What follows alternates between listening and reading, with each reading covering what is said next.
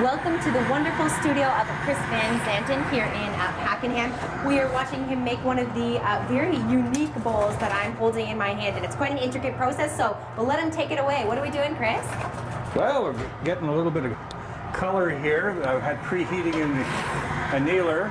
Okay. We're going to melt that color down and arrange it on the end of the pipe so that I can gather more glass and blow through it and create the patterning you see in the bottom of that piece. Okay, now how hot is the furnace full of glass that you're working with? Right now we're running at 2,098 degrees. So there's hot and there's real hot. So does this continuously run in order to maintain that level? 24/7. It's extremely efficient for what it does.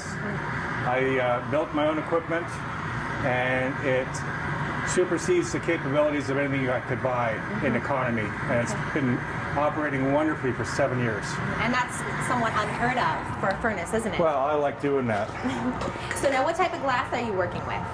This glass here is called System 96, and it has very particular qualities unique for my needs here. It's not like window glass or bottle glass or Pyrex or anything else. And I use colors from around the world: New Zealand, Germany, the States. And why is that? Why do you source glass from around the world? Variety. Need some spice, girl. Okay, so what are you doing now? Taking another gather of clear over top of the color that I've already formed in there. Wow. Now I just want this to relax. You make sure you stay right where you are, okay? Because I'm going to be blowing right beside your... Okay, so if the glass is clear, why does it look like it's orange right now? It's very excited molecules at that temperature. So they glow orange. They're rubbing against each other. So this is how you actually get the shape.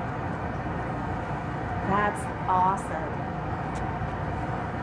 Oh, look at it start to grow. There it is.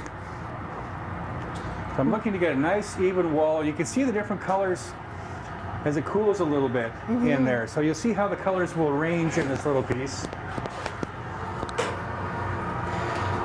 How many failed attempts have you had in order to achieve such perfection in terms of the pieces that are around your shop? I quit counting at 4,000 or 5,000. Yeah, I guess after 17 years, there's 17 more years. than you can count. Truly, if your work isn't on the floor, you're not pushing any boundaries. You're not trying hard enough. And that was one of the wonderful things I learned in Corning, New York, where I was formally trained for the hot glass. And it was a very international experience with the museum and various studios down there, and from artists around the world. So my outlook on art glass is very just international in nature. I understand how the Japanese or the Australians would approach, or the Germans or the Italians. So right now we're letting that firm up. Yeah. Because if that was too hot when we gathered more, because we're going back for heap and helping now, we would lose all that. Really? It would just drip right into the furnace. And that would be a bad thing, because that's all clear glass. We want to keep it nice. Okay. So we're about ready here. We'll give them a little snort. And I'll go in, gather, and I'll come back and use a wooden block here, start shaping it up, start working it out. Here we go.